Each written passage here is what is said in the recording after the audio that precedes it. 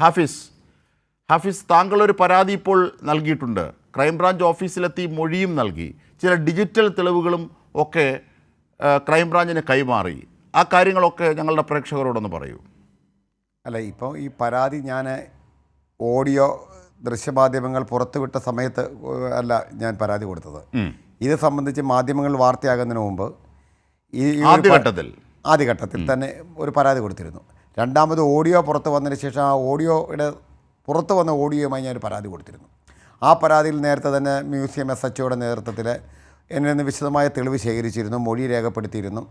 ആ മൊഴിയുടെ അടിസ്ഥാനത്തിലാണ് ഇന്ന സെക്ഷൻ പ്രകാരം BNSലെ 28 മുതൽ 89 വരെയുള്ള 8ഓളം വകുപ്പ് പ്രകാരം ശിക്ഷാർഹമായ കുറ്റം ചെയ്തിട്ടുള്ള ആളാണ് രാഹുൽ മാങ്കൂട്ടം എന്ന് കണ്ടെത്തിയിട്ടുള്ളത്.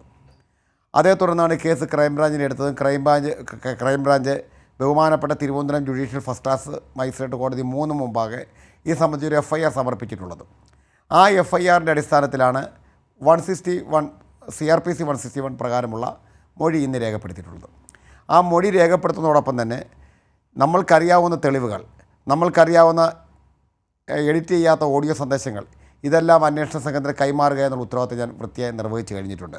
അതിനേക്കാൾ ഉപരി ഇന്ന് എഴുതി വെക്കുക, നാളെ നമ്മൾക്ക് ഇതേ സമയത്ത് എവിടെയെങ്കിലും വെച്ച് ഒന്നിച്ച് കാണാനോ ഇതേ ഫ്ലോറിൽ ഒന്ന് ചിരിക്കാനോ അവസരമുണ്ടെങ്കിൽ നാളെ ഈ സമയത്തിന് മുമ്പായിട്ട് ഇതിലേറ്റവും ഹീനമായ രീതിയിൽ ഗർഭചിത്രം ചെയ്യപ്പെട്ട ക്രൂര ബലാത്സംഗത്തിന് പീഡനത്തിന് ഇരയാക്കപ്പെട്ട ആ ഇരയുടെ മൊഴി കേരള പോലീസിൻ്റെ ക്രൈംബ്രാഞ്ച് വിഭാഗം ജവഹർനഗർ യൂണിറ്റ് DYSP മിസ്റ്റർ ഷാജിയുടെ നേതൃത്വത്തിലുള്ള പോലീസ് സംഘം രേഖപ്പെടുത്തിയിരിക്കുമെന്ന കാര്യത്തിൽ ആർക്കും സംശയമൊന്നും വേണ്ട. താങ്കൾ പറയുന്നത് ഉത്തരവാദിത്തത്തോടുകൂടി ഞാൻ ലക്ഷക്കണക്കിന് പ്രേക്ഷകർക്ക് മുന്നിലല്ലേ പറയുന്നത്.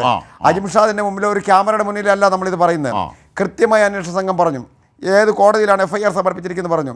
ആ ഒരു കാര്യമുണ്ട്, ഇരയെ സംബന്ധിച്ച് മൊഴി രേഖപ്പെടുത്തുമ്പോൾ ഇരയുടെ ഐഡന്റിറ്റി പുറത്തുവിടാത്ത കാണുന്നവർക്ക് പോലും സംശയമില്ലാത്ത രീതി ആ മൊഴിയായിട്ട് അവർക്ക് ആ കുട്ടിയുമായി സംസാരിച്ച് നോട്ട് രേഖപ്പെടുത്തിയാൽ മതി. ഇതിനകത്ത് പരാതി നൽകാൻ തയ്യാറല്ല, മൊഴി നൽകാൻ തയ്യാറായിട്ടുണ്ട് പറഞ്ഞു. പരാതിയും മൊഴിയും തമ്മിൽ വലിയ വ്യത്യാസമുണ്ട്. ഇത് ഈ ഓഡിയോ പുറത്തെത്തിയ രണ്ടാമത്തെ അതിനെക്കുറിച്ച് പറയുമ്പോഴത്തേക്ക് വീണ്ടും നമ്മൾ എന്തിനാണ് ഒരു സൂചനകൾ കൊടുക്കുന്നത്? കൃത്യമായി തന്നെ ഈ കാര്യത്തിൽ സ്വാധീനിക്കപ്പെടാത്തവർ, വഴങ്ങപ്പെടാത്ത വ്യക്തി, ആ വഴങ്ങപ്പെടാത്ത വ്യക്തി കേരള പോലീസിന് മുന്നിലേക്ക്, നിയമത്തിന് മുന്നിലേക്ക് പരിശുദ്ധമായ തൻ്റെ നടപടിയുമായി കടന്നു വരികയാണ്.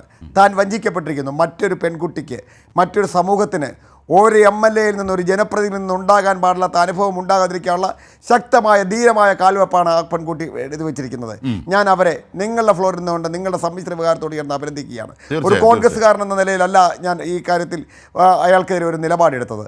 ഈ കാര്യത്തിൽ നിലപാട് ഞാനൊരു പരാതി കൊടുത്തപ്പോൾ LDFൻ്റെ നേതാക്കന്മാർക്കെതിരെ പരാതിയുമായി ചില കോൺഗ്രസ്സുകാർ ഇറങ്ങിയിട്ടുണ്ട്.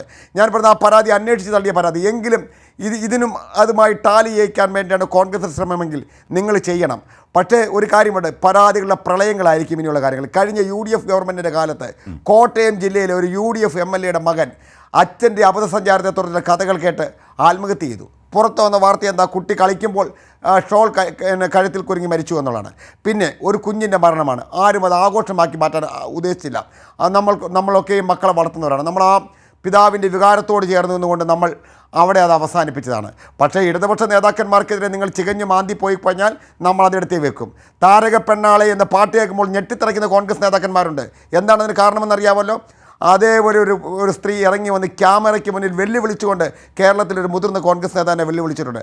ആ സ്ത്രീ അടക്കം പരാതിയുമായി വന്നാൽ എവിടെ പോയി നിൽക്കും? ഇപ്പോൾ നമ്മൾ കൊണ്ടുവന്നിരിക്കുന്ന പരാതി പകരത്തിന് പകരം വെക്കാനുള്ള പരാതിയല്ല. ഇവിടെ പുറത്ത് വന്ന സങ്കടകരമായ അവസ്ഥകൾ ഇനിയും ഈ രാജ്യത്ത് ഇത്തരം നപുംസക പ്രവർത്തനങ്ങൾ അനുവദിക്കില്ല എന്നുള്ള രീതിയിൽ എന്താ പറയുന്നത്? വിവാഹ വാഗ്ദാനം നൽകിയെന്ന് കേട്ടിട്ടുണ്ട്. ബലാത്സംഗ വാഗ്ദാനം അതൊരു ട്രാൻസ്ജെൻഡർ യുവതിയോട് ചെയ്ത ഒരു കോൺഗ്രസ് നേതാവിൻ്റെ ചരിത്രത്തിൽ ആദ്യമായില്ലേ നമ്മൾ കണ്ടത്? ഇത് ഒരു സാമൂഹ്യ വിരുദ്ധതയുടെ എല്ലാ സീമകളും ലംഘിച്ചുകൊണ്ടാണ് ജനപ്രതിനിധി പെരുമാറുന്നെങ്കിൽ ആ ജനപ്രതിനിധി നിയമത്തിന്റെ താഴിട്ട് പൂട്ടേണ്ട സമയം അതിക്രമിച്ചതുകൊണ്ട് മാത്രമാണ് ഈ പരാതിയുമായി മുന്നോട്ട് പോകുന്നത്. തീർച്ചയായും കാരണം ഇപ്പോൾ കടുത്തുരുത്തിയിലെ വിഷയമൊക്കെ താങ്കൾ പറഞ്ഞു. പക്ഷേ ഞാൻ ഒരു മണ്ഡലത്തിന്റെയും പേര് പറയിപ്പിക്കരുത് എന്നുള്ളത് മാത്രമാണ് എൻ്റെ കോട്ടയത്തെ വിഷയം താങ്കൾ പറയും. പക്ഷേ അത്തരം കാര്യങ്ങളിലേക്ക് നമ്മൾ പോകേണ്ടതില്ല. കാരണം അതൊക്കെ ആരോപണങ്ങളാണ്. അല്ലെങ്കിൽ ഈ രാഹുൽ മാങ്കൂട്ടത്തിൻ്റെ വിഷയം അതിൽ നിന്നൊക്കെ വ്യതിരിക്തമാണ്.